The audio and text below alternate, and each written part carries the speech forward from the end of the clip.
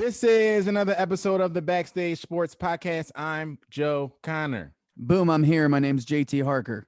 And today we have a very special guest, amazing singer-songwriter, hailing all the way from Nebraska, but coming to us today from ATL, from the great city of Atlanta, I believe.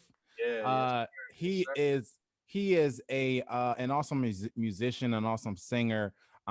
He has made a name for himself as a songwriter and an artist in the industry. If you don't know of him personally, you know of some of the artists that he has worked with or written for. Some of those names include Jacob Lattimore, Tory Lanez, Sean Paul, Trey Songz, Lil Wayne, and Quavo, just to name a few. He is Ashton Combs. Welcome to the show, bro. Hey, appreciate you, man. Yeah, man. Thanks for coming on. And kicking it with us. No problem. I'm ready. So it's a lot to get into. It's Super Bowl week. Lot of craziness going on in the NBA. We got all-star voting that has started. We got LeBron arguing with some white chick on the sideline. We're gonna get into all of that.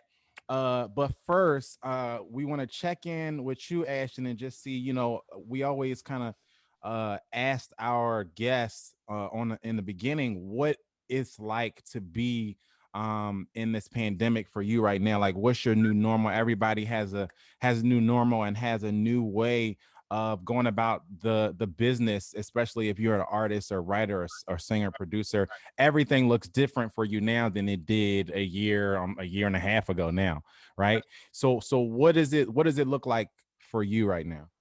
Man, for me, during this pandemic, it looks like just always maintaining the ability to be adaptable. Yeah, that's the name of the game right now. Yeah. You gotta adapt to what's going on, man. Yeah, like, adapt or die. Yeah, for real, man. Because honestly, man, I didn't make more money off of music in this pandemic than I have before. You know what I'm saying? Wow, that's a blessing. It is, man. I think we just all needed a chance to just sit down for a minute. I didn't want it to be a year, but you know what I'm saying? Right. It was supposed to be 2 weeks at first. Everybody gonna quarantine for 2 weeks. Yeah, right. I was like, happy anniversary of Corona. Like, right. Right. We coming up on it. Right. It's crazy. It's crazy because I always tell a story how I'll never forget when the shutdown happened, because it happened on my birthday on March 11th. And it's February. So right. we about to literally be in the anniversary of it. I'm staying at a cottage up in the middle of nowhere right now, and I remember I was doing pretty well before. I was hustling and grinding really hard, and I'm glad to not be doing that anymore, working 5-6 jobs. But I was like, man, I'm making some money. I've got a booking business doing okay. Like, I'm gonna upgrade. I'm gonna get like a dope guest house, or I'm gonna go get like a 2-bedroom, nicer spot, put some money down. And then I remember I was looking at this one spot, and it was dope. It was a guest house, but it was doper than any place I've ever lived in. Yeah. It was sick. It was like a mansion and had this sick ass guest house. They just renovated the inside. I'm like, this is sick. And then I'm like, wait a minute. It's early April. What if the pandemic, what if this takes like 3 months? Yeah. Like, what if it takes like which was a wild idea. I was like, it probably won't, but what if it does? I better be careful. Be careful. So 5 years later, here we are. Still in pandemic mode, right? Still in pandemic mode. Crazy. And hoping that we can get out of it by this summer. So yeah, that's where we are now. But we luckily we still got a little bit of normalcy from the sports world. The Super Bowl is gonna go on as planned. This weekend we got the Chiefs and the Buccaneers. Also, Pornhub never got locked down. That's true. So thank God. Most of your needs can still be met in this. What would I be doing? What would I be doing? Where would I be? You're talking about the true essential workers of the world. So where would I be? It makes sense. Yeah, but we still have the Super Bowl coming up. Chiefs versus the Bucks. Craziness. This isn't what you say, Ashton? That I called it. I knew it was gonna be that, man. Did you? Yeah, because it's the story of Tom Brady, man. Of course, like he's great. He's great. He's great. Like, the stars are aligning, man. So it does seem like the stars are aligning. I didn't think that this is not exactly the matchup I wanted. I would have loved to see kind of the same dynamic of the new era versus the old era, but I thought with Aaron Rodgers, it would be a lot more entertaining, at least for me, to see like two guys who are very similar. One of the guys who are on his way out, see him get back and win another championship, and then see him get the go. I thought we would see, they're both kind of dynamic quarterbacks as far as their quarterback play on the field. So I was kind of looking forward to that. I was kind of crushed that I didn't get to see Aaron Rodgers do this. Is a better story though, just because of what went down with Tom leaving, and I mean, this is a crazy. It's you can't write it much better than this, because it's the guy trying to repeat, which has only been done 2 or 3 times in NFL history. Yeah, and then a guy trying to go for 7 when he's already got 2 or 3 more than anybody else to ever play the game. It's crazy. That's still got that old school versus new. You school. Still got it. Yeah, you. That's why I say you still got that dynamic, which is cool to see. The thing that people are really comparing this to, is Jordan versus LeBron. Like I've heard a couple people say it online. I've heard Brandon Marshall says it every day on First Things First, where he's like, this is the our version of seeing Michael Jordan play LeBron. I vehemently disagree with this take. But before that's a weird one. I don't like it. Doesn't make sense to me. What do you guys agree or disagree with this? I'll tell you what I'll compare it to. Sorry, Ash. I'll tell you what I compare it to real quick. Is Jordan with the Wizards playing against Kobe as he was in his prime. Right. That's definitely more accurate to me. It'll be fun, but it's not Jordan versus the same. It's not the same. You put some respect on LeBron's name, man. You know what I'm Yeah, saying? that's man. Like, come on, dog. Like, stop. Well, but here they're saying Pat Mahomes is like the LeBron of the NFL. That's comparable. That's very comparable. That's almost wilder than the Jordan Brady thing, right? Patrick Mahomes, because he's young. Yeah, Patrick Mahomes is 20. Yeah. But not. It wouldn't be LeBron at this point. It would be LeBron when he's entering his prime. Like, it's not LeBron now. I mean, that doesn't, because LeBron's almost at the end of his career. It's not LeBron at all, bro. I don't think so. Like, Pat Mahomes? No. Bro, you got to understand, LeBron has gone to 9 straight finals? 10. Like 10. You know what I'm saying? Like, Mahomes, I'm happy for him. But again, I'm saying Pat Mahomes at this same stage in LeBron's career where he had already become widely agreed upon the best player in the league at the beginning. I'm not like, now LeBron's almost done. So you're saying, but that's what I mean. Like, I feel Pat Mahomes is doing things we've never seen in the NFL ever. Right, but I just feel like from I guess responding to Brandon Marshall's kind of standpoint of like, it's not a good. We're getting to see, like he was kind of, and some of the people on Twitter and online were kind of just saying like, because we are getting to see kind of LeBron in his prime versus Jordan, and my thing is, Patrick Mahomes, you could argue that Patrick Mahomes is not even really in his prime yet. You know what I mean? Right. He's got one Super Bowl under his belt. He's not even, is he? That's what I'm saying. It's not comparable to LeBron. It's not really comparable to LeBron. Like, he's got one Super Bowl under his belt. He's 23 years old or something like that. This is only his second Super Bowl. I can see his trajectory getting to a LeBron status. And then on the Brady Jordan front, everybody stop the presses, because you're gonna hear me defend Michael Jordan right now. Okay. On the Brady Jordan front, I feel like don't disrespect Jordan. I feel like Tom Brady, as great as Tom Brady is, Joe Connor just said, "Don't disrespect Jordan," and I mean it. So I'm gonna go take this clip and I'm gonna listen to it every goddamn day. Well, here it goes. Every day. A fan of Jordan? Well, here it goes. Here it goes. Okay, Tom Brady, as great as he is not Michael Jordan of football, right? Tom Brady, does he have 6 championships? Yeah, but he's not 6 for 6, right? He's not 6 for 6 in appearances, but he's not even 6 for 6 in MVPs. Like, he's not even the MVP of every super championship that he's been in. That's something that LeBron is. That's something that Jordan is. A lot of his people kind of talk about him like he just is this unstoppable force whenever he's in the Super Bowl, right? But we've seen him win. He won one Super Bowl 13-3, right? So he also had Tom Brady doesn't play defense, right? Two different sports,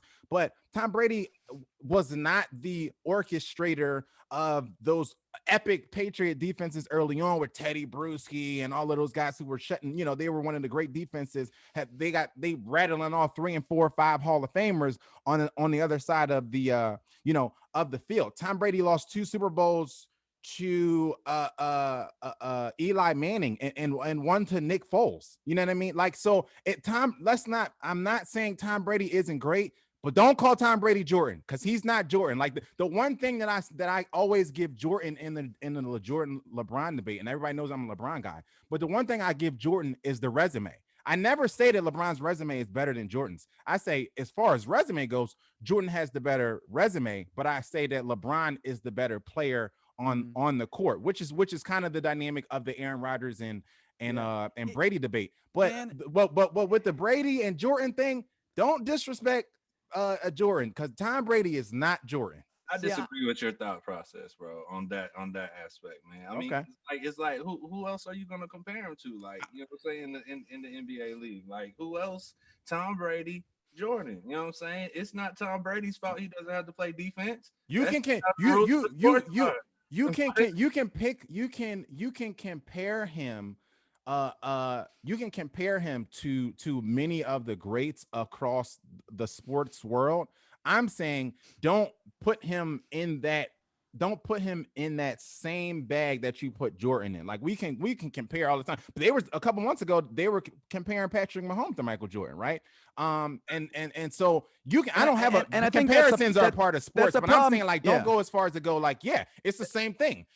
Jordan is like Brady is not Jordan at all. That's the problem with the comparisons. And then with the Mahomes comparison, the problem is he's just so early in his career. Right. What he's done at this point is absolutely comparable to either Jordan or LeBron, because we've never seen anybody else do it. But to say that it's just, that's a tough comparison. And in two different sports, see, football is different. Football, it is. Football, it's not, you're not expected to go on. I mean, no one's expected to in any sport, but it's hard to win. Going to a Super Bowl it's like in baseball, going to the finals. I mean, it's always a big deal, but it's a big deal. If you win the pennant in baseball, that's a big deal. That's considered such a huge success. Going to the Super Bowl is about the pinnacle of what you can do in any sport. So it's more about the whole body work. But I actually like the Brady Jordan comparison and I'll tell you a Brady LeBron comparison. How many years were we talking about that they need to get Brady help and they need to put talent around 100%. Brady? How many times?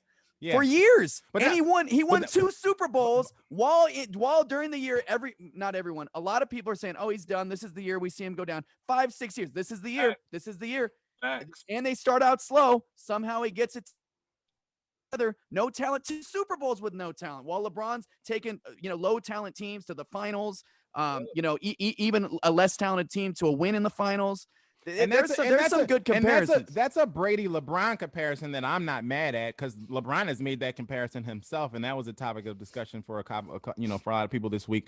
But to your point, on that same point, another reason why I don't like the Brady Jordan comparison is Jordan, for the most part, dominated his era, right? Tom Brady never really. When did people see Tom Brady's offense come in other than the year with Randy Moss and go, that's a completely dominant offense where they're just ripping through people, right? That was never the case. He was making it work, and people praised him for the very thing of making it work and not doing it in a flashy way, not having a lot of help, not really dominating people, right? He had, and his, like we said, we can't forget that his defense is just as much responsible for most of those Super Bowl wins. When he went again, we talked about the 13-3. You win a Super Bowl, you only scored 13 points. You need to praise the defense, right? The defense in the Super Bowl with the Falcons. Their defense just completely shut the Falcons out in the second. They just couldn't do anything again, right? He wins that Super Bowl, right? So he also had to score a ton of points to come back and win. There's just so much context to to Brady's championships that we overlook a lot. You know, him being with the GOAT coach, him having those defenses that bailed him out. You know what? So that's why I'm just saying we can't do the Jordan thing. I'm actually more receptive to the LeBron comparison than I am the Jordan, because Jordan, one thing I'm gonna say is Jordan dominated. When people saw him coming, they're like, oh, he's gonna rip through us. You know what I mean? Tom Brady wasn't that. Tom Brady's had dominant defenses, but that wasn't the thing. I'm gonna disagree. I get what you're saying. But it's also different in football. We see different leaders, throughout different seasons based on the talent they have around them, largely based on the offensive line, which he also struggled with, a lot, his line being up and down. But I'm gonna actually give you a little Brady Jordan comparison, and I'm also real quick. Sorry, Ashton, I'm gonna talk for a couple minutes here. But I'm gonna give you the Brady Belichick thing, because I've actually shifted my thought process a little bit, and we've talked about this a bunch, and I've had numerous conversations, and we've heard how many people talk about this. Is it Brady or is it Belichick, right? And I've always been along the thought process that it's like a Montana Walsh. It's both. I think Tom Brady is, if not the greatest, one of the top 2 or 3 greatest of all time. But because he's got the resume and because he's had great seasons, I give him the GOAT status. And I also gave Belichick the GOAT status. That's what happens when you win. That's what happens when you win conference championships. That's what happens when you go to the playoffs as many times as they did. And that's what happens when you win that many Super Bowls. But this is how I feel right now. I'm going to say that, and I never thought I'd say this. You know what the reality is, though? Belichick failed in Cleveland for 5 seasons as the head coach. They had 1 winning season. He gets fired. He goes to the Patriots. They're a good team, not a great team. Brady comes in as a first time, as a sub starter now, right? Because Bledsoe goes out. They win a Super Bowl. The next season, they do not go to the playoffs. That was the only time Brady has missed the playoffs in his entire career, his first year as a starter. After that, they rattled off however many seasons that is going to the playoffs. The season he got hurt, I can't remember their backup quarterback. They missed the playoffs, right? Now the season he leaves, they're under 500 and they missed the playoffs with equally as no talent as when Brady was there. And as far as the talent, who's been drafting the talent? Supposedly the greatest coach of all time, who also picks the players. And somehow the guy who the Patriot way, and dude, and trust me, I have gone along with this the whole time. Like the Patriot way, and Tom Brady, and the Patriot way, and Belichick. Man, Belichick without Brady, his resume sucks. Cleveland to Patriots and to this year, his resume stinks. Really have a he's got yeah, he doesn't really have a resume without seven seasons without Brady. Yeah, but go ahead, Ash.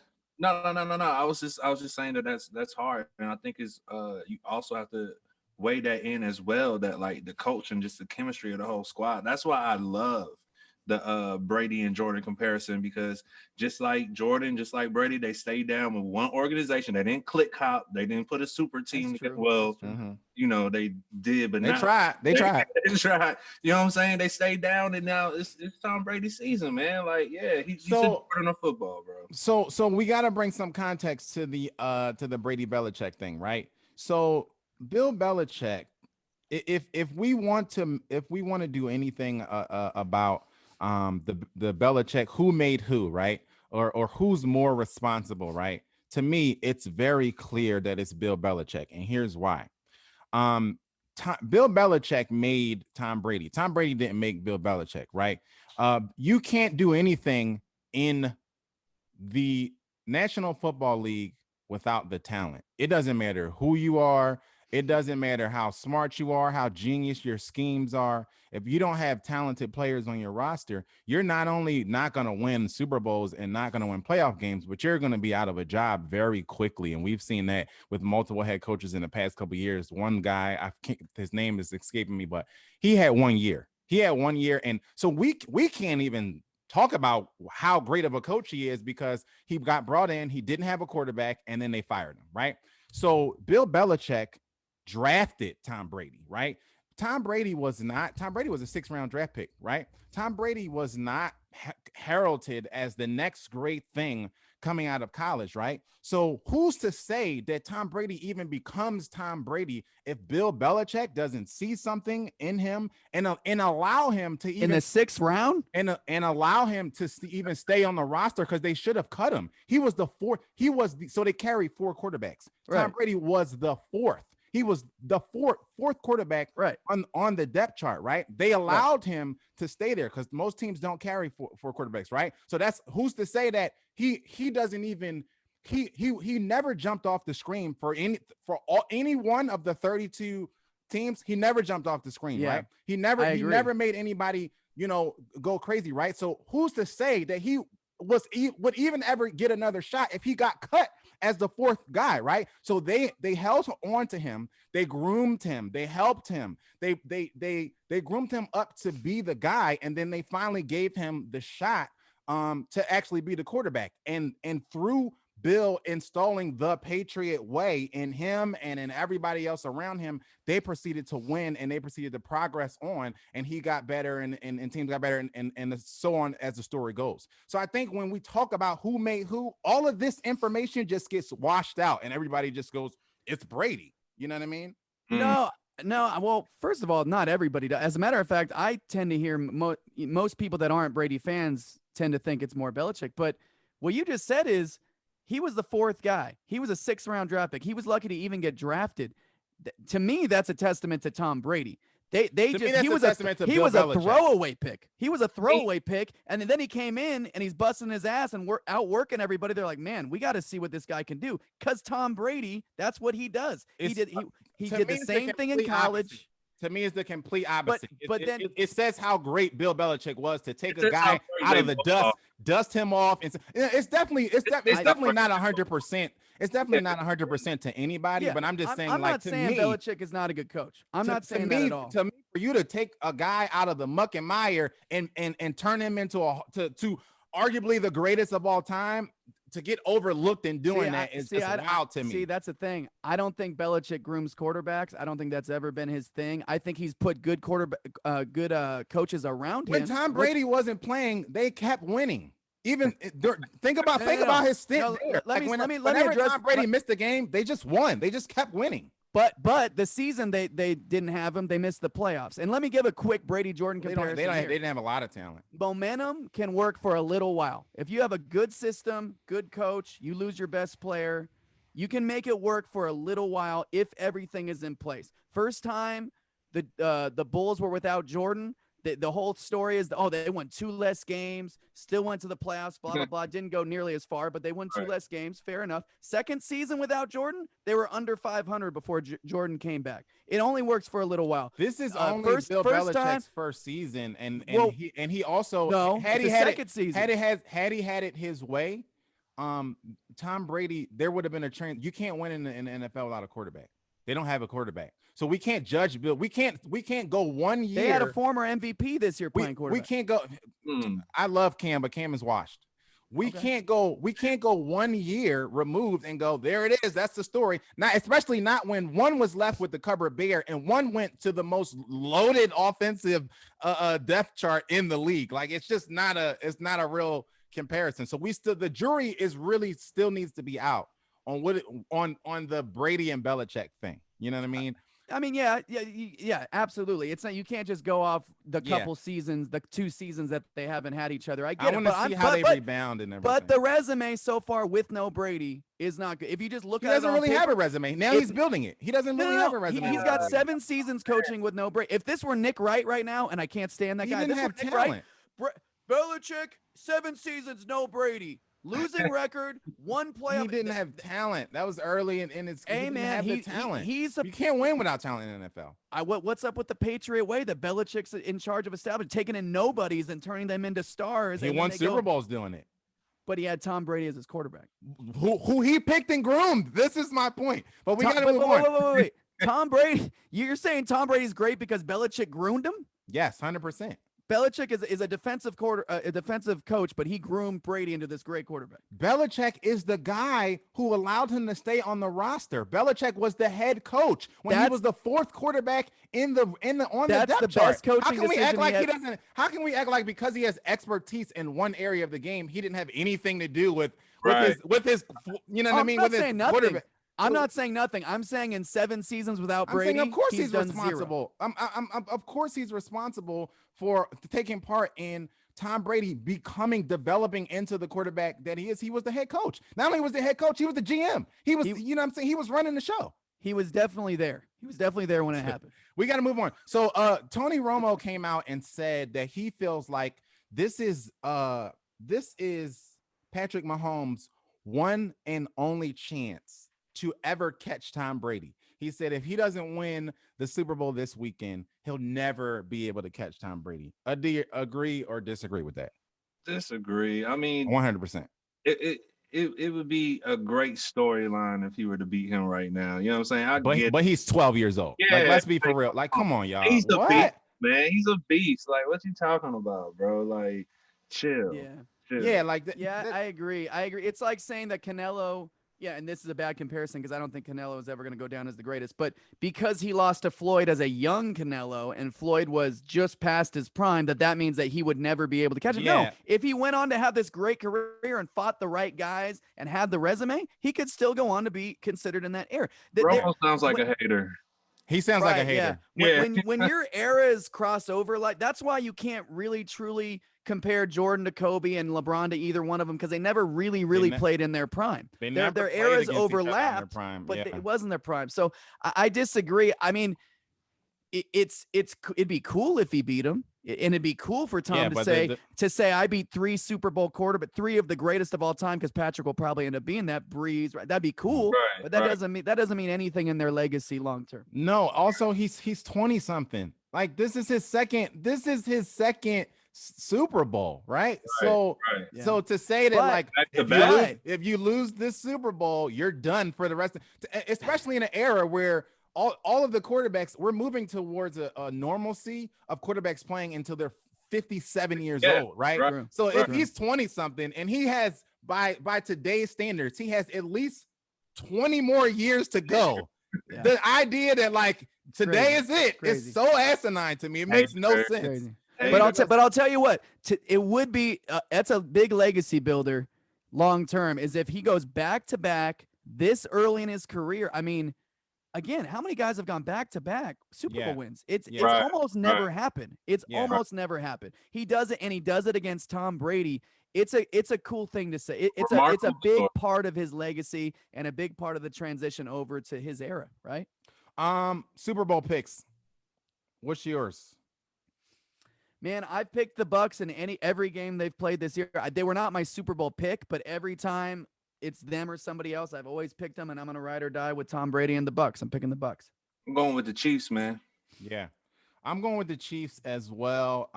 Like I said, I'm not one of those. I respect Tom Brady for what he's done, but I think, we talk about with LeBron a lot. When somebody repeats a narrative enough, it just becomes fact, and people think, oh, well, Tom Brady is just unstoppable in Super Bowls, and it's just not true. If you look at his record, he's won Super Bowls where the defense has saved him. He's lost Super Bowls in the Giants Super Bowl. He scored 14 points in that game. You know what I'm saying? And the other one, he scored 17 points. Like this, not only that, but this defense showed up even in the NFC championship game. Aaron Rodgers getting sacked 5 times and hurried 20 something times. That was another phenomenal stance on the defensive side for Tom Brady. In fairness, I'm not afraid to bet against Tom Brady, and that's what I'm doing. In fairness, though, and I was I didn't even realize this. The Packers had become the 4th or 5th best defense in the league. So I was worried about that. I was like, oh boy, here's a defense that's surging, that's come on, and he got it done. And look, Aaron Rodgers, man, and this has happened a lot in his career, and I'm not a hater on Aaron Rodgers. I think he's incredible, but man, that first half, Brady was lights out. Yeah. Lights out. Rodgers was not. And the second half, Rodgers was slightly better, and Brady had some rough patches, but he did more than enough to win the game. And against pretty much the guy in his era that people have been saying, I think it's Rodgers, not Brady. Yeah. He got it done. Onto the association we go. Last night the Lakers played the Hawks. Overshadowing a good game. Was Courtside Karen. Have you guys heard about Courtside Karen yet or no? Courtside Karen, yeah. No. Okay, so Courtside Karen was born out of her 15 seconds of fame that came from her husband heckling LeBron James. Then LeBron said something back to the husband, and then Karen jumped up and started going at LeBron. And then security came in, and the game stopped, and then they ended up getting thrown out. And then LeBron hopped on Twitter and was like, "Y'all, Courtside Karen was big mad at the game," and so it's been trending since last night. And so that's how Courtside Karen was born. The other thing that was funny was also trending was "She's 25?" because she went on a series of IG story rants, and in the rants. In one of the rants, she goes, "Oh, LeBron, you're gonna let a 25-year-old girl intimidate you or something like that." And everybody was like, "Whoa, wait! If you're 25, I'm an infant." Like, I just kept seeing all of these wild comments about her claiming to be 25. Now, is she young? She young. I mean, she's definitely in the sugar baby mode. Like, the dude is clearly 60 or higher, and she's definitely at least 35. Or somewhere around there. So the dude is definitely lapping her in age. And she looks, if you check her out on the gram, she looks like she's just so Courtside Karen's not 25. Instagram, they know her Instagram already. Damn. Oh yeah. Oh, it happened quick. Because somebody found out who she was, and not only that, but it was, not that there's, we're in a pandemic, so there's 5 people at the game, and they're like, "Who's that guy?" You know what I mean? But I think the bigger issue that should be that's not being talked about enough in all of this is the fact that in Atlanta, if we are in the middle of a pandemic, y'all, and y'all so worried about shutting games down and stuff, why do y'all have courtside seats? Like, why are y'all allowing people to sit courtside at NBA games? Listen, Georgia doesn't worried know about the games. Georgia doesn't know what they're doing. They don't know what they're doing with COVID. They don't know what they're doing with the election. They don't know what they're doing with anything. Electoral votes. They're a mess with everything. It's like, what? You got to recount them.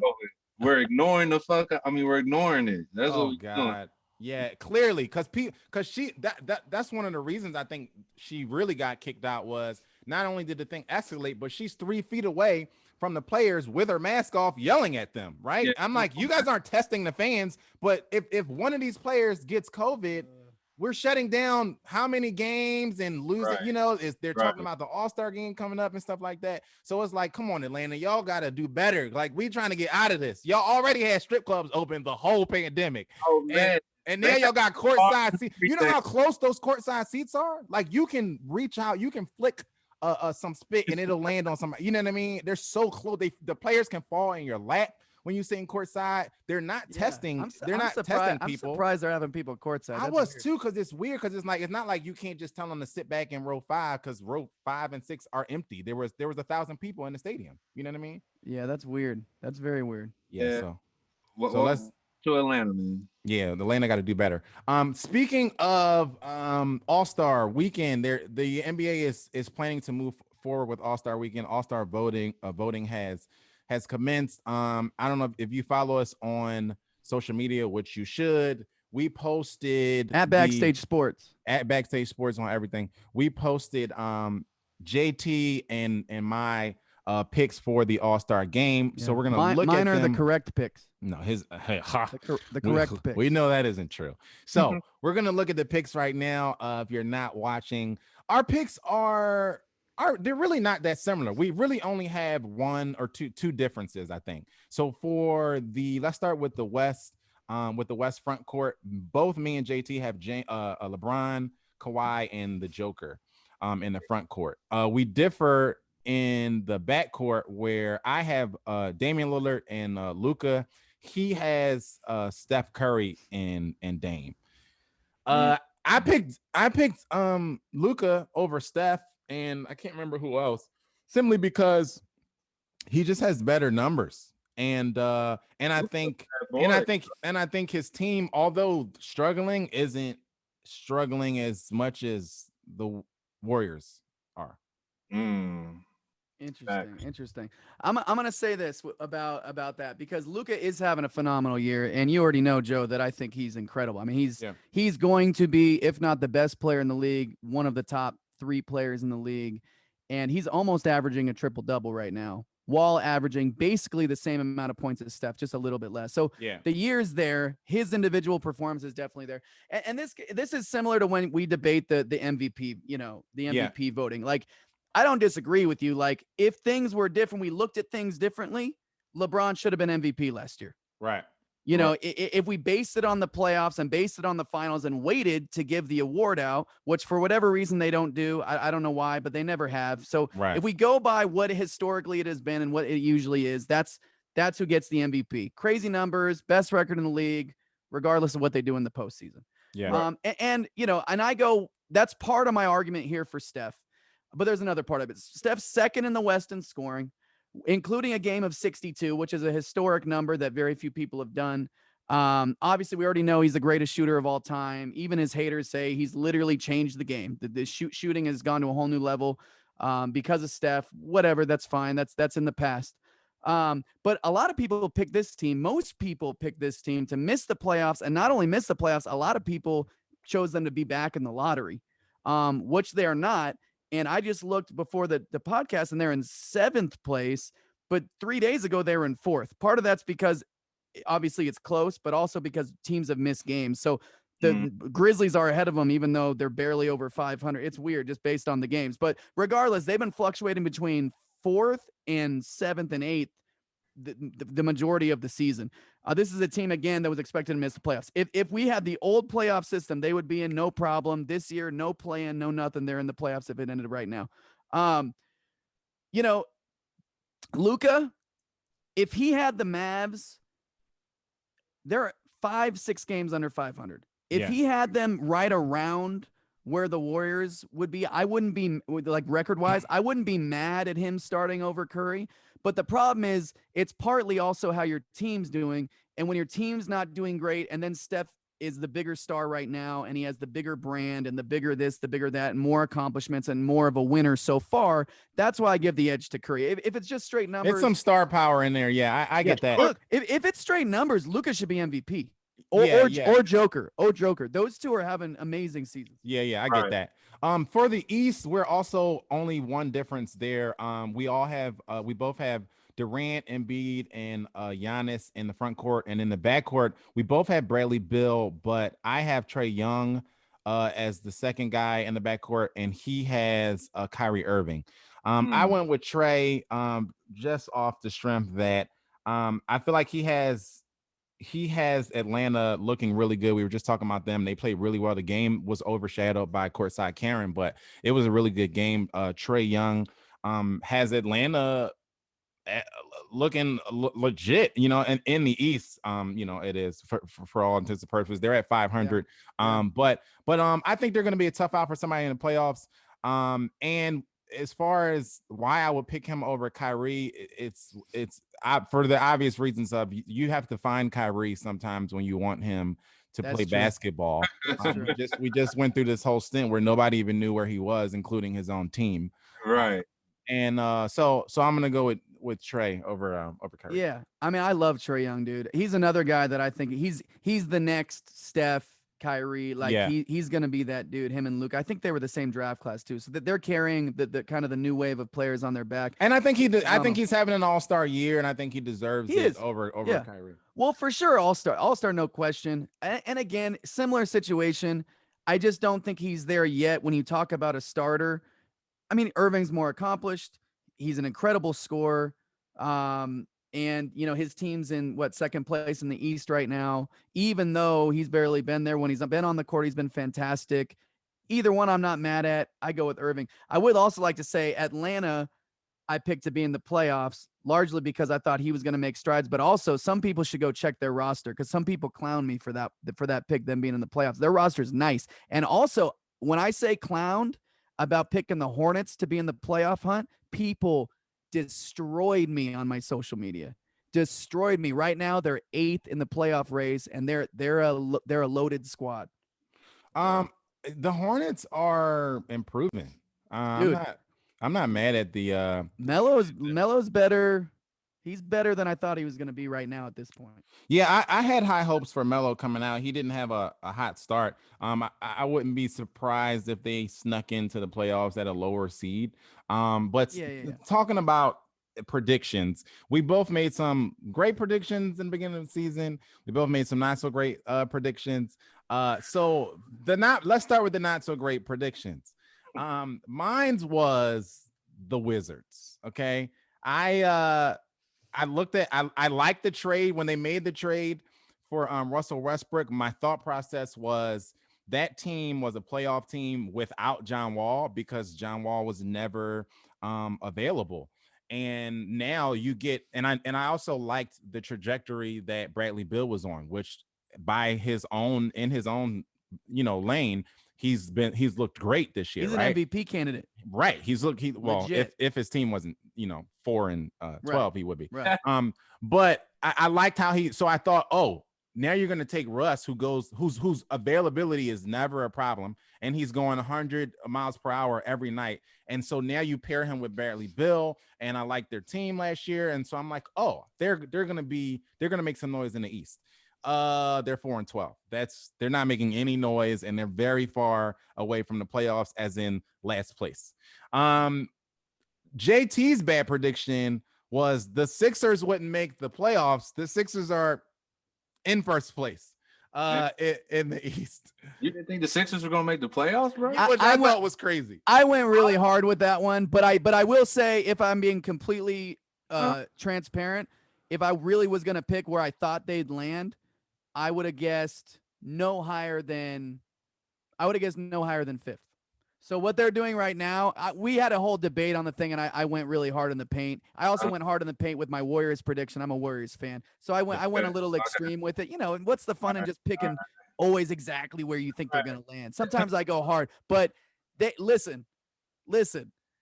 They made nice moves that I didn't think about as much when I made the prediction. Seth Curry's nice. Dwight Howard's nice. But you know what, dude? Embiid, I know we're going to talk about this more, but Embiid, if the season ended right now, is the MVP of the league.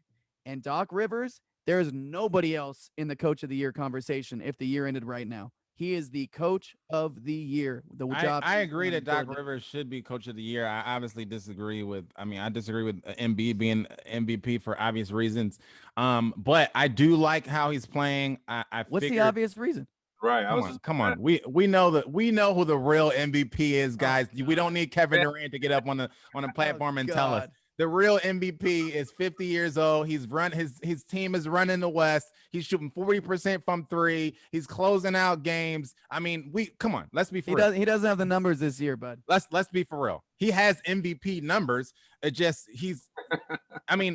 come on. He's the MVP. But I'm not mad. I'm not upset with it. I'm not upset with the groundswell for Embiid. But to me, it's just another case of we're bored. So let's look for somebody to give them. It's a regular season award, Joe. You got to base it on the best regular season and whose team is also doing the best, right? That's what it always is. That's why Barkley won one. That's why Malone won one. That's why LeBron's been performing in this regular season. He's played every game. He's doing no. He just went hard against the Hawks last night. He scored 9 points in the last 2 minutes. This year he is in the conversation for MVP. No, absolutely. But if you look at numbers and record, there's other guys that have better records and better numbers on paper. That's all I'm saying. I'm not saying they're better players. I'm just saying that's no. I hear what you're saying, but I'm saying that there is also something there. There's also an aspect of boredom in it, right? Because the Lakers. Well, writers vote for it. The Sixers, we don't vote for it. Writers vote for it. Right. The Sixers are number. The Lakers have been number one in the West all year up until last week. They were number one in the West. They're now number 3. They'll be back, and they're only one game out of the number 1 spot. So the record was there, the numbers was there. He's leading the team in all stats almost pretty much. Not only that, but he's doing better than where they were at last year as an individual because Anthony Davis is having a piss poor year, and that's a conversation for another podcast. And I don't know why, but Anthony Davis has not been the Anthony Davis that everybody watched in the finals and go, wait till he comes back next year, right? And so LeBron has had to pick up the slack for that, right? So I mean, I'm not upset at the Embiid thing because there's obviously he's this year's Giannis, right? Because it was the same thing with Giannis, and then everybody watched, like, to JT's point, where they need to vote on this award at a different time because everybody was all Giannis all year, and then they got to the playoffs and then everybody regretted it. And so, you know, I gotta say this. Embiid is doing this year, and it partly might be Doc Rivers being there. Partly might be just growing the fuck up, you clown. But he's doing this year what we keep saying Giannis needs to do. And he's a little older than Giannis, but Giannis needs to do that. His game needs to mature, but most importantly, he needs to mature. Because Embiid last season or the season before that would go from looking like maybe the best center on the planet, maybe the best player on the planet and the most talented player on the planet. He's a freak, to literally looking like nothing, and then he'd get in a fight, and then he'd be talking. You know, it's just like all this bullshit. It's like you just need to go out and perform. And this year he's doing it. He looks phenomenal. Yeah, he is. The thing with Embiid is going to be health. You know, is he going to stay healthy? He's a rolled ankle away from ruining their season. And that's it. And that's it. And that's all. And we can move on from that. The Nets are reportedly in trade talks with the Cavs for Kevin Love. And possibly JaVale McGee. They did sign Iman Shumpert. I was telling JT, we had a whole conversation about this week. The Nets need to do something because as currently constructed, and I stand by this 1,000 trillion%, as currently constructed, they will not win a championship. They won't sniff a title. The only title they'll have is the title of the worst defensive team ever in the NBA. That's the only title they had. When you lose, when they're losing games and to bad teams and then giving up 120, 130 points a night, that's not a recipe for a championship. And so and this, them trying to make, you know, us hearing about them looking to get these different players and looking to make some moves, it's just them confirming what I've been saying for the past couple of weeks. They need to make some moves because this is not it. Well, kudos to them. Shit, for reaching out and doing that, man. You got to. They got to reach out and do something. I mean, if you can get better, you got to get better. I don't care if you're the best defensive team in the league. You got to get better. And obviously, there's some defensive problems. Even if they were playing better than they are defensively now, they're not a great made up defensive team. It's not constructed as a great defensive team. So you got to go make moves for sure. But I disagree. I think this team right now is I picked them before they got Harden to win the championship. So I definitely am picking them now. But you can argue they were a better team. They argue they're a better team. They were well put together. Because my thing with the Nets was always this. This is not fantasy basketball, right? This is not. You can't just throw names on a roster and then go, they're going to win. They're going to win a championship, right? Because you need teams to be whole teams to really be great, to really win championships, right? Chemistry matters, depth matters. They killed their depth in that Harden trade, and they never fixed it. So this is the rumors that we're hearing are them trying to fix their depth, right? Yeah, and not only that, can for sure. Yeah, and not only that, their defensive problems. They got 2 all-star players who were never ever known for their defense. James Harden has been a defensive liability his entire career. So has Kyrie Irving, right? So to me, your defensive woes are more. JT was saying in a 10-hour conversation that we had this week that they needed time, and I'm saying time is not going to help Kyrie Irving and James Harden play better defense because they've been in the league 10 and 12 years. So time is not going to do it. But you need, when you're starting out with players that are not great, because both of those guys have been solid in the past with different teams. They need the team to be better. The teams have put cologne on their defensive them being defensive liabilities, because which you as can a do. collective, right, and I'm saying that this team can't do that. As currently constructed, they can't do that. They don't even have the mindset to do that. Jalen was on his show, Jalen and Jacoby, Jalen Rose, and he said the other day, he said, when I came out when I was towards the end of my career, he said, when I came out and told somebody in the media that I had never even heard Mike D'Antoni say the word defense out his mouth, people thought that I was hating. They thought because I was getting DNPs and I wasn't playing and I was on my way out that I was hating. But he said I was serious. Like, I had been on the team, and he never mentioned defense he's the at all. offensive coordinator, right? He's the offensive coordinator. And so I was telling JT, like, that's the guy that's the assistant coach or whatever. And then you got Steve Nash, who is a rookie head coach, and an offensive guru, but he hasn't shown anything that shows me from what I've seen that he's gonna implement this defensive strategy that's gonna fix their woe. So I don't have confidence that they're gonna fix this just in a couple of weeks or by the playoff times, because what have I seen to make me think that? They have till what, March? When do they have until playoffs start? Probably April. So they have April, May, a couple months, 2 to 3 months, right? Now, look, are they going to be a great defensive team? Are they going to be a really good defensive team as currently constructed? If they get McGee and some other guys, they might be okay. No, I don't think they're going to be very good. I think what they need to be is I think they need to see good from where they're playing defense. They need to see, okay, we're okay. I think they're so good offensively that if they're okay defensively and they could find a way to get some stops into the games, I still think they can win a championship, mainly because we've never seen a team like this offensively. And I'm just picturing them. And you know what it's like, Joe? Like, we try to picture, okay, they're playing this team in a 7-game series. Yes, defensively, they're not going to be very good, but I just can't picture this big three that's played together only 5 games and is 4-1 in those 5 games. They're just so unstoppable. But here's the thing. Durant will go games where he basically doesn't miss, and the other 2 guys will do the same thing.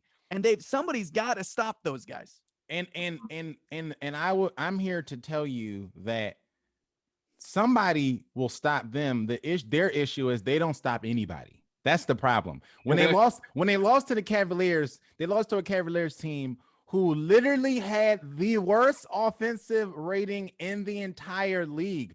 That team beat them twice.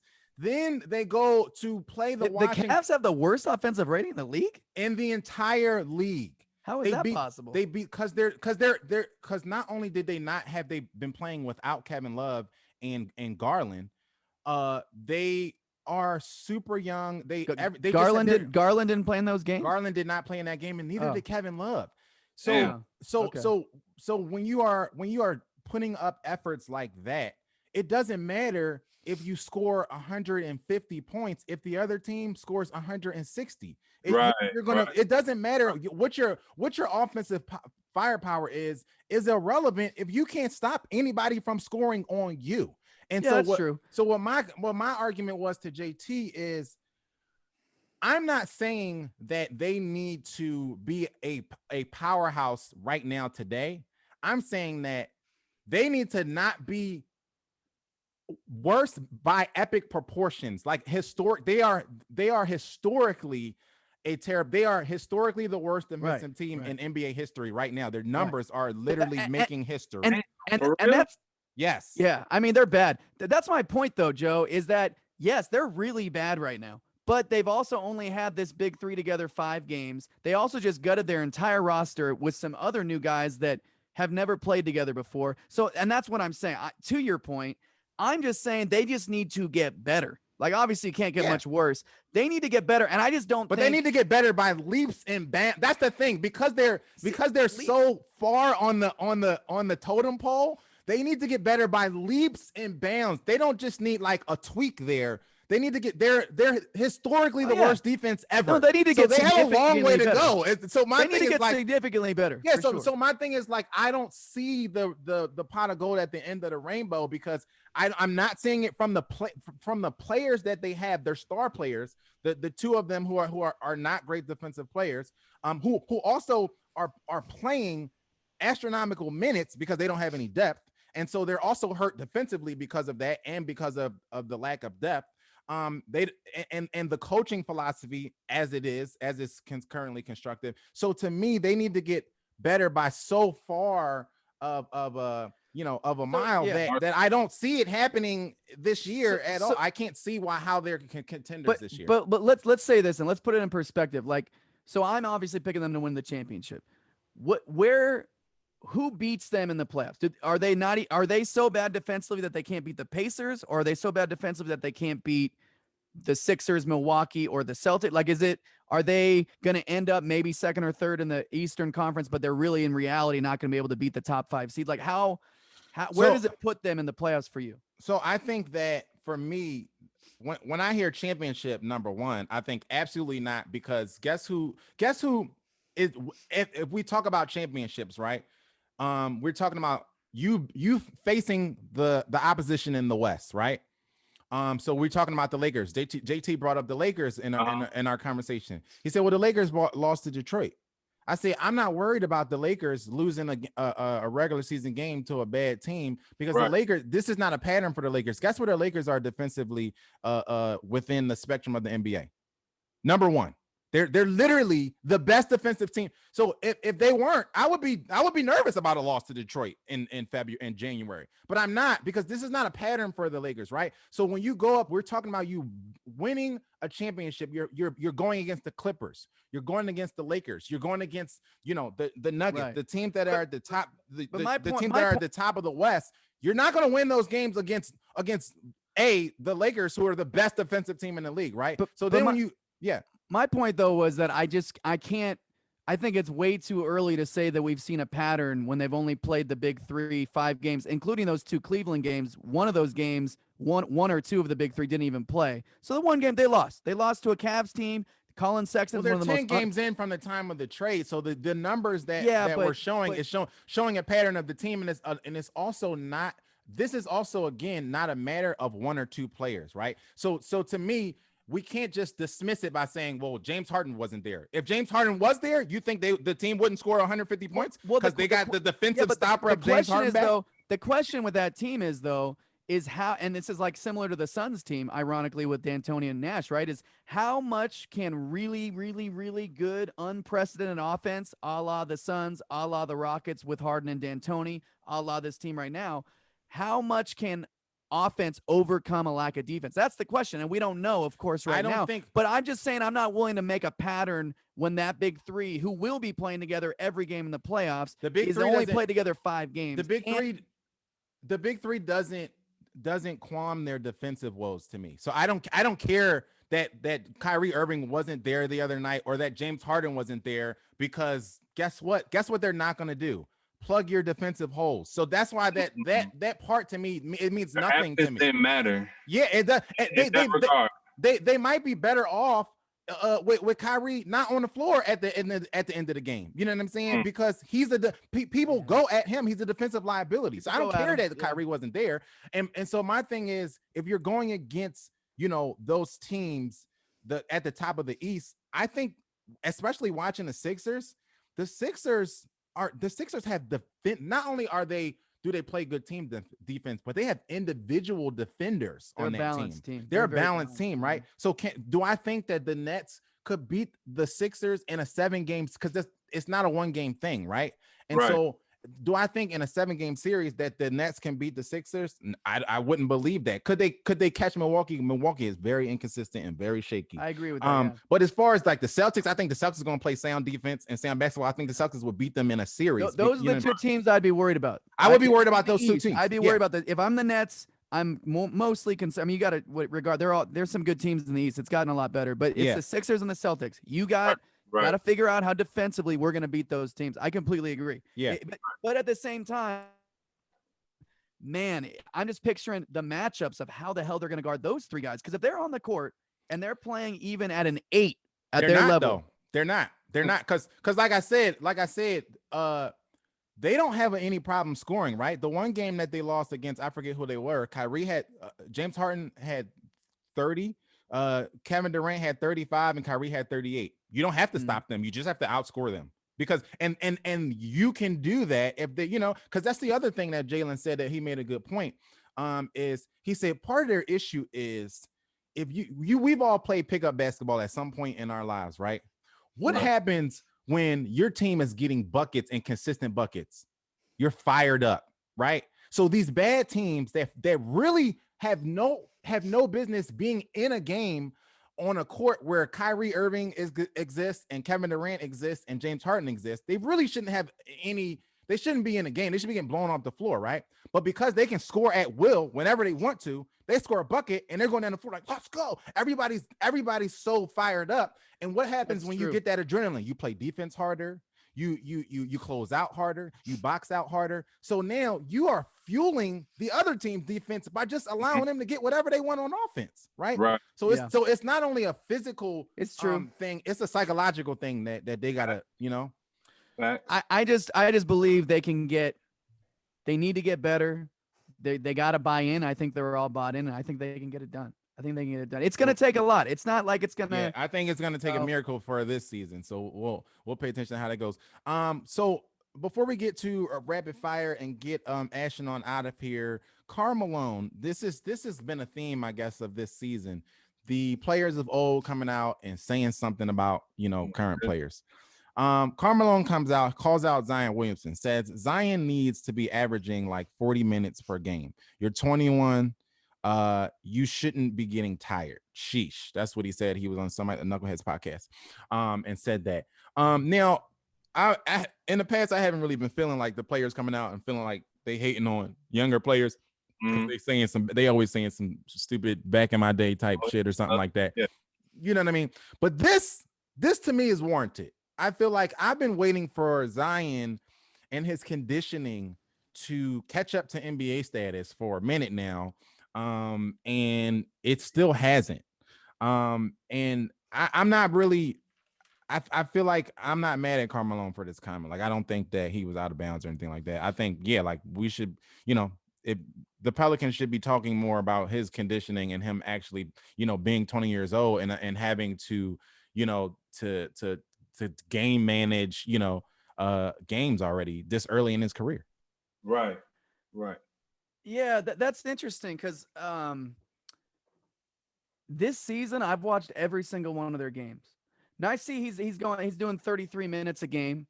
I've seen him go for more, and actually, it's interesting because when you just said that, I had to check that because I've seen him go for a lot of minutes in games, and I was like, oh, they're letting him go, they're letting him loose. They give him like a normal rest period like everybody else, and they let him loose. And not only that, aside from that, he's having a phenomenal season. He deserves to be an all-star this year. He's a better ball handler, better passer than I even thought he was. He's unstoppable going to the hoop. Right. He's really, really good. And he's only 19, 20 years old. Yeah, if 21. he can stay healthy, I think he's going to be absolutely phenomenal. Give it 3 more seasons, man. 3 more seasons. We're going to see a completely different. He's incredible. Yeah. Because up here is catching up with what he can do physically. Right. I mean, maybe. I think the problem is that his build, the way he's built, we've literally never seen it in the league ever. The only guy that may be comparable, I guess, is Shaq. But the difference with Shaq is he can be dog-ass tired and no one can still stop him because he's so much bigger and stronger than you in his era. Mm-hmm. Zion's similar but different because he's like 6'4". People can think he's a power forward because he's big and can rebound and can dunk, but he's like 6'4". 6'5", maybe. Like, he's not a big dude. I just think it's really easy for some of he's like a heavyweight fighter. Heavyweight fighters with his build are not known. Mike Tyson, perfect example. They're not known for the guy that can go the distance and be as effective. So I get it that you'd like to see him in better condition, but Karl Malone, who needs to shut up and is also an asshole, needs to look at certain situations and go, oh, this is a unique talent, once in a generational talent, once in a generational. Well, it is. I understand, Carl, because if you're rooting for the guy, it's frustrating because you want to see them, take more of the lead. Carl, I'm sorry I called you an assohole. I actually don't even know if you're an asshole. I actually really like Karl Malone. You want to see his maturation process. You want to see him kind of grow as a player and mature. And he's still, when I look at him, I haven't watched a lot of his games this season because I've been watching a lot of the Lakers games and paying attention to what's going on with them. But when I look at Zion Williamson, he doesn't look like, he's slimmed down or doesn't look like his conditioning is where I thought it would be after a season, after a postseason, after an off season, after preseason. He looks like he still needs to lose some weight. I say, man, if Carl can speak on it on a national setting, then he needs to reach out to Zion, man. What's up? Right. That would be my question. Have you reached out to him? Yeah, and don't tell me you can't get a hold of him, bro. Right. See, that's the other interesting thing, though. He came in looking trim. I thought he looked great. We talked about it. I thought he looked great at the beginning. I was like, damn, he really did it. He lost the weight. Now, has he gained it back? Lose more. Maybe he's gained some back, or maybe there's even more to lose. Yeah, I mean, he's a freak of nature, man. This dude is built like something I've never seen in my life. I mean, he's built like a linebacker. Yeah. Right. I mean, he's like the Metcalf of basketball. He's just a freak of nature. But I mean, look, I get it. Maybe there's still improvements to be made. Him and Brandon Ingram, I'm disappointed in the wins column with this team this year. I'm very disappointed in the wins column. But him and Brandon Ingram are going for 23, 24 points each. He's going for 23 and a half, 7.5, and 3 assists. He's playing great. I wasn't one of those that was optimistic on them as far as, being in the win column. I maintain that I think they're young, and I think that they're a ways away. I don't get me wrong. I like their progression. I like the improvements that Lonzo Ball's made with his game. I like the improvements that Brandon Ingram has made with his game, but they're not ready yet to really be, a tough out for somebody in the playoffs. I didn't think they were in the preseason. And after seeing them, although I like their progression, I still don't think they are. I think they're just super young. They're the baby, Pelicans right now. Right. Man, they were looking tough defense. The problem's defense. They don't have a problem scoring right now. It's defense, and they were looking great at the beginning of the year. They've got a defensive coach. Yeah, I'm going to look for them and the Wizards. I think they're both going to surge and get into at least the postseason hunt. Maybe not the automatic playoff, but the postseason hunt. But yeah, they got to figure that out. Yeah. Rapid fire. Let's get out of here on this. So the other thing that's been a running theme for the NFL this season has been train wreck coach press conferences. Last week, we watched the one where the Lions' new coach got up there and talked about people biting off kneecaps and how if you knock us down, we're going to get back up. We're going to bite your kneecap, and then we're going to put the kneecap back on, and then we're going to get down again, and then you're going to hit us again. You're going to hit us in the ball, and then we're going to punch you in the nuts. And this went on. You have 3 kneecaps. We're going to bite off all 3 kneecaps. Super weird. Well, then the Eagles were like, hold my beer. And this happened. So let's check it out. We're gonna have systems in place that are easier to learn. All right, complicated to the defense or offense that they're going against, or the special teams group they're going against, but easy for us to learn. Because when we can when we can learn our system and we can get good at our system, then our talent can take over. Sometimes I'll start a sentence and I don't even know where it's going. I just hope I find it along the way. Like an improv conversation. An improvisation.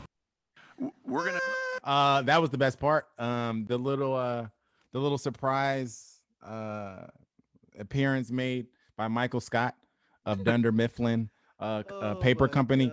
God. What the fuck was that, man? Like, this is, I mean, dude, the Eagles make me want to bang my head, bro. He was nervous. What was that? He was nervous. Look. He was nervous. I don't even know who that guy is, but he is the new head coach of, regrettably, my Philadelphia Eagles. Hopefully. Yes. Hopefully he's better at addressing the team on a daily basis than he is at addressing the press. That was bad. He had mapped out in his head what he was gonna say. He had, when he got up there, he was like, "I'm going there." It reminds me of my best man speech, which I completely. I killed my best man speech. My brother's Lynn wedding. It was bad way. It was as a historically bad public speaker. I feel for him. Yeah, that was awkward, and I don't feel good about this season already, and we're far away from the season. Nor should you. China introduces a anal swab test for COVID-19. Yes, anal swab? Yes, that's their new kind of test. Anals? Yes. Yeah. You swap anals? Yeah, that's their new testing. Oh, you process. swab. You What- swab anal. You swab the anal. Dude, I thought you said anal swap, like trade. No, swab. I was like, what the the fuck nostril? is an anal swap? How is that better than the nostril? Like, what? I don't understand. Is it quick results or what? I don't they're understand. both pretty terrible. The nostril, I had the nostril done once, and I was like, never again. Everybody should just do the cheek thing. Like the cheek thing is super simple. It's super easy. It's not painful. It doesn't feel like you're being tortured to death. But if I had to pick between a nose swab and an anal swab, that's not an easy choice. Like who invented this? This China continues to like blow our minds. The nose all day, bro. I'm going with the nose. I'm still on the anal swap thing. Like I watch porn all the time, and I'd never seen anything like. I was like, "What's the anal swap?" Like, No. Trading? No, that's not. Anals? No, that's not it. The 49ers are looking to trade for quarterback Kirk Cousins. Are you excited about that, JT? You're 49ers. Apparently not, because of the. Yes, I am. Are you? Oh, you are. You're down. I'm super excited about trading our current quarterback for the same quarterback. Yeah, I can tell by. I'm super excited about trading Jimmy Garoppolo for Jimmy Garoppolo. Okay. Yeah, that sounds like an exciting it's never, thing. Listen, it's never been done. Yeah, it's never been done. It's making history. Hey man, you guys are making moves over there. The NBA is reportedly planning an all-star game for Atlanta. So back to the shit show of Courtside Karen. Leave us alone, please. We don't need any more events going on down here. I'm talking about Atlanta is about to be the epic center of the super spreader event, bro. The way they open, everything is going to be moved to Atlanta now. And that's not, first of all, y'all, we just talked about how they had people courtside, right? But Atlanta has been super open since the pandemic hit. Y'all don't want to put the players there, and then now the strip club's open, so we know where the players going after the game. All the rappers gonna be there. All the rappers gonna be there. It's gonna be like a 2019 All-Star game. See James Harden in the club again, man. Oh yeah, Lemon Pepper Lou gonna make an appearance. You know where they should not have an NBA basketball team? Where? Cancun, Mexico. So random. Off Mexico. the top, Cancun, Mexico is one of my new favorite places in the world. Yeah. And this will be even outside of COVID. And they don't give a flying fuck about anything, including COVID. Yeah. Everything's open. Mexico's Atlanta. Everything's open in more ways than one. And you put an NBA basketball team there, everybody gets COVID. Isn't the Super Bowl planning on coming to Atlanta next year or something like that? I heard I don't know. I wouldn't be surprised. Yeah, it's wild, man. I wouldn't be surprised. Joe, if the Super Bowl's ever in Cancun, Mexico, you and me are both going. Let's do it and let's play it. On a sadder note, Temple coach John Chaney passed away this past weekend, I believe. Shout out John Chaney. He was always a big staple in Philadelphia basketball. So condolences go out to his family. Mike Tyson and Vander Holyfield are solidifying a fight for May 2021 at the Hard Rock in Miami. They're not going to Atlanta for the fight. So there it is. Atlanta gets a break. I don't know about these old fights, man. Like, I'm here for the old fights, man, because I wasn't there for the young fights. If it's not, man, but they got to go for blood. If Mike Tyson does not bite his ear off again, it's not real. It's not real.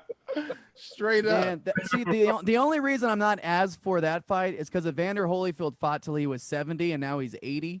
Yeah. And he's got way more wear and tear, and I don't like it for him because I'll feel bad seeing him get punched in the head. He fought way too long. He kept going. He was trying to be the first guy over 45 or something crazy to become champion again. Yeah. And he was going for like one of the belts that no one even knew about just to try to make history. What are the rules of this fight? That's what I want to know. I just want no biting. Were terrible. Yeah, and I think they had they made a pact about no knockouts, and I don't like that. Like, you know what I mean? God, bro. Like they also agreed that if he bites his ear off, it has to be the other ear. Oh, okay. Yeah, that makes sense. Be the same ear. That makes a lot of. Make them even. Yeah, make them even. The Lions traded for Jared Goff, sending Matt Stafford to Los Angeles. How'd you guys feel about this trade real quick? I like it for both teams. Yeah. I think the Rams are in a better position to win now, and I think it's great for Stafford. It's great for the Rams, and they're going to compete next year. I am not opposed to this trade either. I thought that too much was made of the draft picks. Listen, guys, nobody ever won a Super Bowl trading the draft picks, that the mini draft picks that they had in their back pocket for the Lombardi Trophy. That's just not how Super Bowls are won. Everybody is all, I feel like every time there's a big trade that goes down, people are just over the moon. Oh, they gave up 2 first rounders and one. It's just like, yo, it's not only that, but if these guys could really, draft accurately and draft right, we wouldn't have, the GOAT of your sport, right? We call Tom Brady the greatest, or a lot of people call him the greatest quarterback of all time. Tom Brady was a 6th round draft pick. Antonio Brown was a 5th round draft pick, a 4th round draft pick. It's just, I don't put that much stock in the draft pick thing, you know what I mean? So I think, did they get a good, you can only win with warm body players, and most of the time they're not even picking the right players. Right. I like Matt Stafford in this offense though. I think that it can be a good trade for the Rams. The Rams had a shaky quarterback situation, and I think Matt Stafford had a shaky team situation. So I think that, the Rams are gonna make off pretty good in this trade. I'm not one that thinks that Matt Stafford is going to completely turn their fortunes around, but I think he's going to play better football and better quarterback than Jared Goff has played. So I think that let it out. So I think they're going to be good. I think I like the trade. Okay. I'm not mad at it. The Colts are looking at trading for Carson Wentz or Jameis Winston, allegedly. Which to me wouldn't be. Please, as a Philadelphia Eagles fan, please come get Carson Wentz off our hands, and give us a bunch of meaningless draft picks like we were just talking about. I'm down for it. But I like that move for the Colts. I would like either move for the Colts, whether if they got Wentz or Jameis Winston. I think that's a solid move for the Colts. What do you think? Mm-hmm. Who was their backup? Who's their backup in Indianapolis? Don't they have what's his name? I don't remember. Do they still have the guy that whose job did Rivers take? Oh, I don't remember. It's the guy. He wasn't bad. Wasn't it the guy that came from the Patriots? Yeah. Is he still there? I don't think so. Okay, I was gonna say if he was there, because if he was there, sorry, dude, that I can't remember the name of. He's a solid quarterback, and I would say why go get Winston or Wentz? Because to me, either one of those guys is a bridge.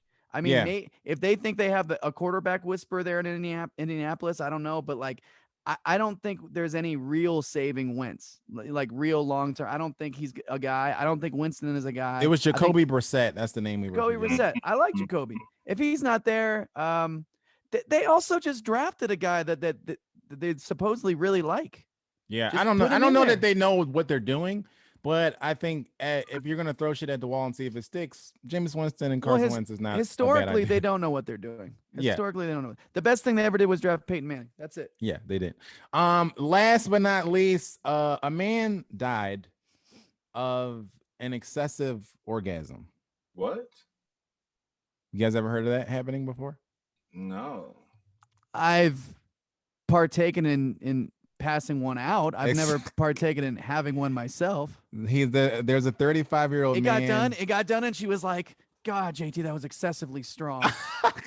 And I was like, "Really? Like, how excessive are we talking?" They're like, "I almost died." That's what she said. I was like, wow. I was pretty proud of myself. So, similarly, there was a 35-year-old man named in a police report as Charles Manjowa. He lost consciousness during sex when he orgasmed.